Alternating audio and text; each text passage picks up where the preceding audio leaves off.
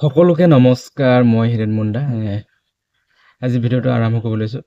আজি ব্লগ নহয়, মানে অলপ কথা ক'বলগীয়া আছে। যিহেতুকে এতিয়া চলি আছে গোটেই অসমত, গোটেই বুলি নহয়, নাজিৰা, যোৰহাট, শিৱসাগৰ, চৰাইদেউ বান যিবিলাক পীড়িত, তেওঁলোকক সাহাৰ্য দিয়া হৈছে, সাহাৰ্য দিছে। কিন্তু তাত এটা কথা ওলাই আহিছে, বান সাহাৰ্য নামত এতিয়া যিটো 15,000 টকা দিয়া হৈছে, তাতো এতিয়া শুনিছোঁ গোটেই দালাল ওলাই গৈছে। মানে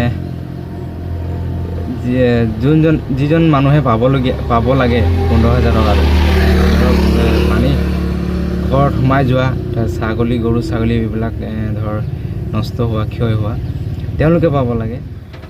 আচলতে সেই 15,000 টকাটো পাব লাগে কোনে?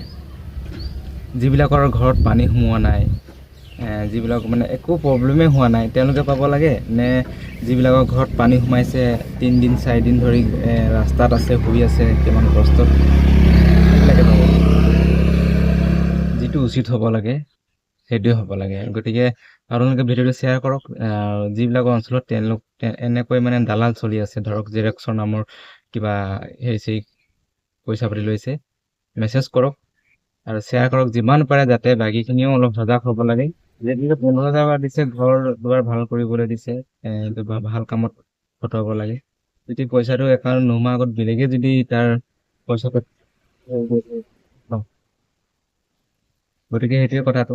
ভিডিঅ'টো যিমান পাৰে শ্বেয়াৰ কৰক, সেইটো জনাইছোঁ।